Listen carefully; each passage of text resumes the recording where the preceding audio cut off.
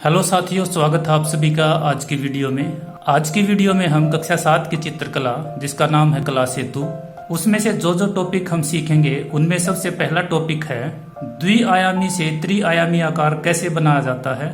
इसके बाद जो हमारा तृतीय सप्ताह का सिलेबस है, जिसके अंदर प्रकाश और छाया आती है, इसका पहला टॉपिक जिसका नाम है वस्तु चित्रण में प्रकाश व छाया का प्रभाव बताया जाए, और दूसरा टॉपिक जिसके अंदर पेंसिल के कम या अधिक दबाव के प्रभाव का ज्ञान, ये हमने आज की वीडियो में सीखना है। तो जो बच्चे ड्राइंग सीखना चाहते हैं उनके लिए ये वीडियो काफ़ी महत्वपूर्ण होने वाली है। अगर आपको वीडियो पसंद आए तो लाइक जरूर करें। तो चलिए स्टार्ट करते हैं आज की वीडियो।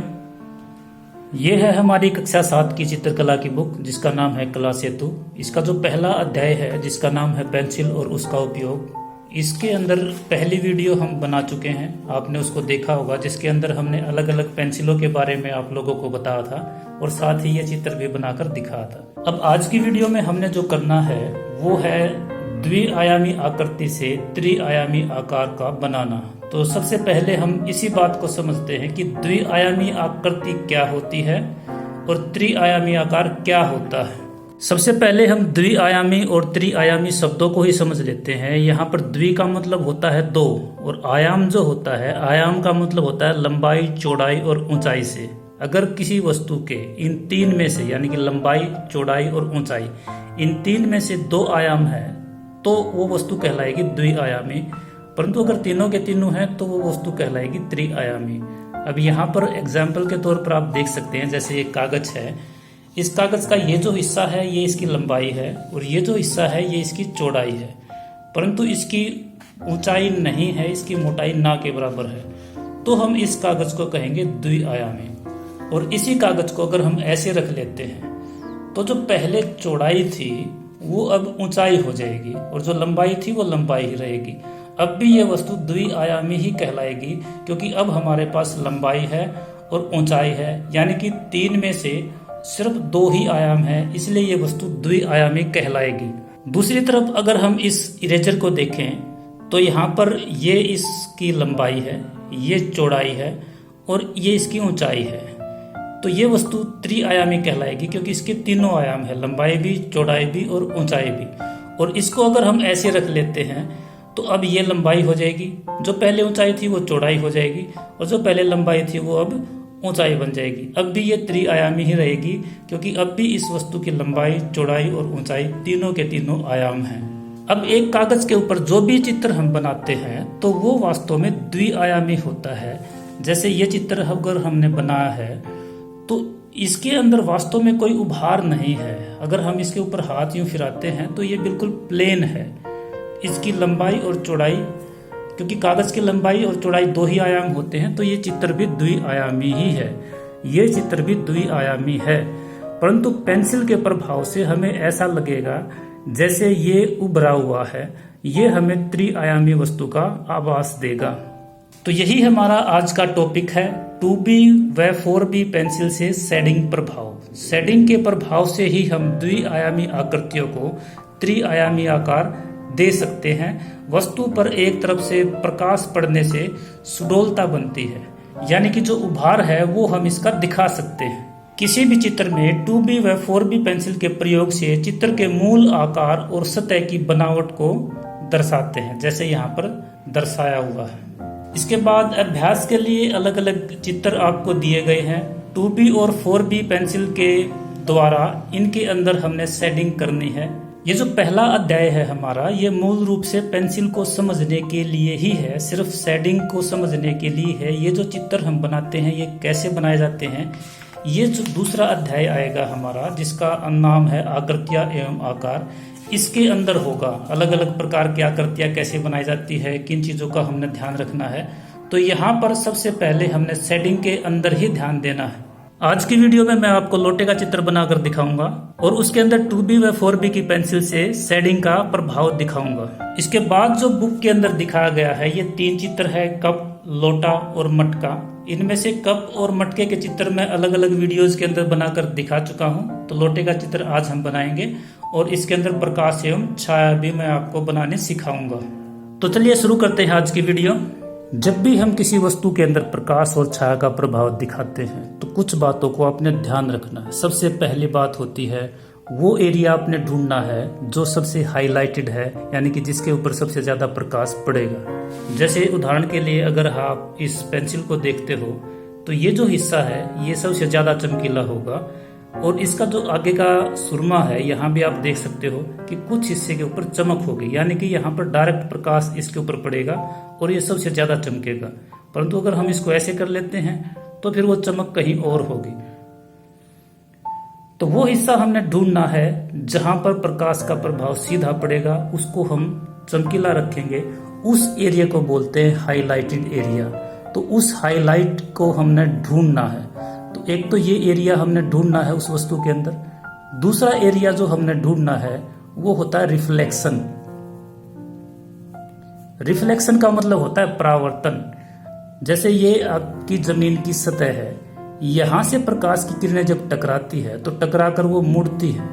मुड़ने के बाद वो वस्तु के किसी न किसी हिस्से से जाकर टकराती है। तो जहां पर भी टकराएगी वो हिस्सा बाकी हिस्से से कुछ चमकदार होगा, तो उस हिस्से को हमने ढूंढना है। उदाहरण के लिए आप इस लोटे को देख सकते हैं। लोटे के अंदर ये जो जगह है ये वो हिस्सा है जो जहां पर बिल्कुल डायरेक्ट चमक होगी, जिसको हम बोलते हैं हाईलाइट एरिया। तो इसको यूं का यूं सफेद छोड़ रखा है। इसके बाद ये जो एरिया है ये रिफ्लेक्टेड एरिया है, क्योंकि प्रकाश आपका इसके अंदर इधर से आया है, इसीलिए इधर डायरेक्ट चमक है। वो कई जगह पर हो सकती है, जैसे इसने यहाँ पर दिखाई है, यहाँ पर दिखाई है, नीचे भी 2 जगह पर दिखाई है, इसके अलावा ऊपर भी दिखाई है और इसकी गर्दन पर भी दिखाई है। ये जो एरिया है ये रिफ्लेक्टेड एरिया है, यानी कि प्रकाश जमीन पर लगा होगा, जमीन पर लगने के बाद वो टकरा कर वापस मुड़ा होगा और यहाँ पर उसकी कुछ चमक दिखाई दी होगी। तो ये रिफ्लेक्टेड एरिया है। इसके बाद जो बाकी एरिया है उसके अंदर हमने शेडिंग के 4 अलग अलग पोर्शन दिखाने हैं।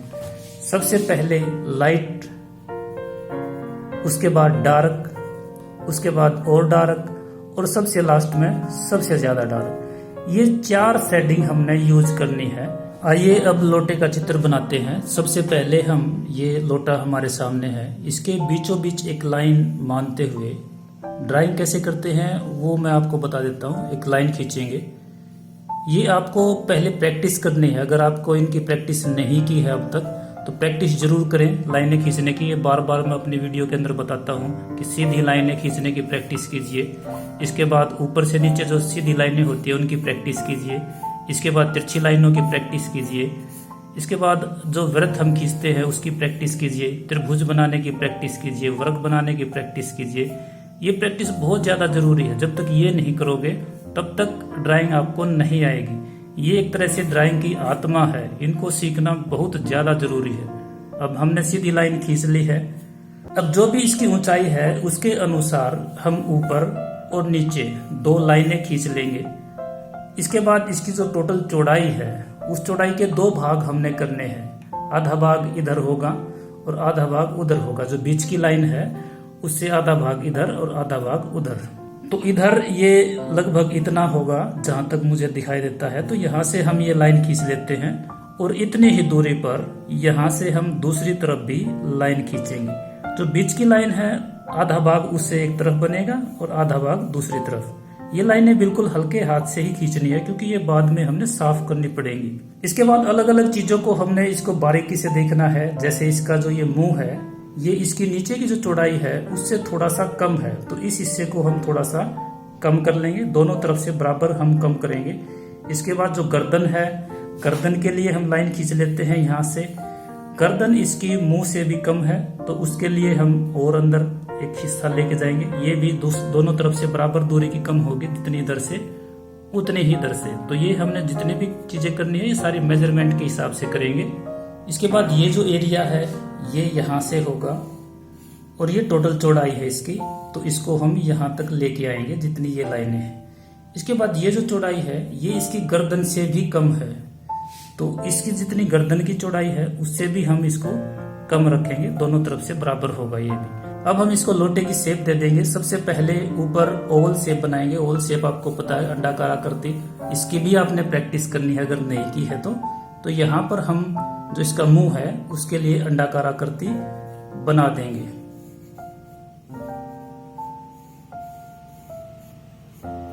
इसके बाद हम यहाँ पर गर्दन बनाते हैं। गर्दन पर ये कुछ इस तरह से इसकी शेप है। इसको हम यहाँ से मिलाएंगे और यहाँ से मिला देंगे।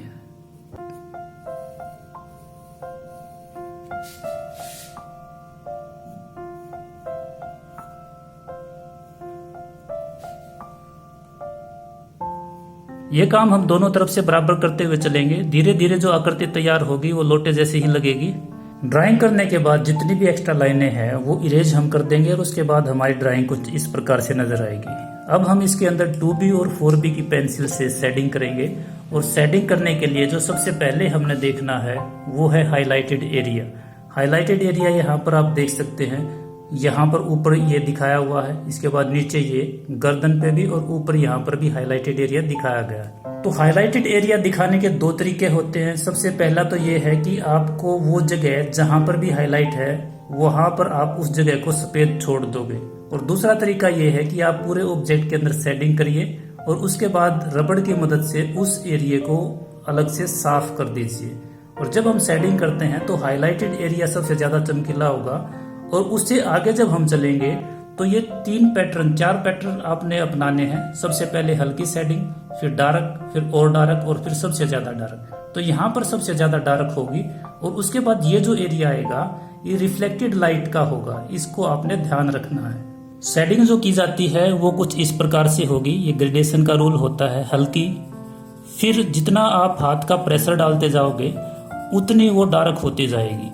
यानी कि पेंसिल पर हाथ का जितना प्रेशर डालते हो, जैसे यहाँ मैं ज्यादा प्रेशर डालता हूँ तो यहाँ पर ये ज्यादा डार्क हो जाएगी। तो इसी प्रकार से हमने यहाँ पर चलना है। ये जो हिस्सा है ये हाईलाइटेड है, यहाँ पर हम बिल्कुल हल्की करेंगे। उसके बाद जो भी हम आगे चलते जाएंगे उसके अंदर जो एरिया है वो डार्क होता जाएगा। इसकी जो गोलाई है इसका भी हमने ध्यान रखना है। ये ऊपर से कुछ इस प्रकार से है और नीचे से नीचे की तरफ है। तो शेडिंग भी हमने इसी अनुसार चलानी है, नीचे से इस तरह से चलेगी। वीडियो की स्पीड में थोड़ी सी बढ़ा देता हूँ ताकि आपको बोरियत महसूस ना हो। जो हिस्सा हाईलाइटेड है उसको हम या तो बिल्कुल सफेद रखेंगे या फिर अगर हम शेडिंग करेंगे तो बिल्कुल हल्के हाथ से करेंगे ताकि बाद में इरेजर से उसको साफ कर सके। उसके बाद पेंसिल पर थोड़ा सा प्रेशर बढ़ाते हुए हम डार्क एरिया की तरफ धीरे धीरे आगे बढ़ेंगे। 2B की पेंसिल के बाद अगर हमें लगता है कि ऑब्जेक्ट की कोई जगह और ज्यादा डार्क होनी चाहिए तो हम हाई ग्रेड की पेंसिल यानी कि 4B का भी प्रयोग करेंगे। शेडिंग के द्वारा ही हम किसी ऑब्जेक्ट के अंदर उभार या गहराई दिखा सकते हैं, उसको द्विआयामी से त्रिआयामी रूप दे सकते हैं। हमारा जो पहला चैप्टर है पेंसिल और उसका प्रयोग, इसके अंदर पेंसिलों का ज्ञान जो हमने सीखा है और पेंसिलों के द्वारा कैसे हम शेडिंग करते हैं इसी के ऊपर फोकस है। आपकी ड्राइंग कैसी है ये इस लेसन के अंदर इतनी इम्पोर्टेंट नहीं है जितनी इम्पोर्टेंट शेडिंग है। आपको ये वीडियो कैसी लगी कमेंट करके जरूर बताएं। अगर आपको वीडियो पसंद आई हो तो वीडियो को लाइक करें। आज की वीडियो में इतना ही, जल्द ही अगली वीडियो में फिर मिलेंगे। धन्यवाद।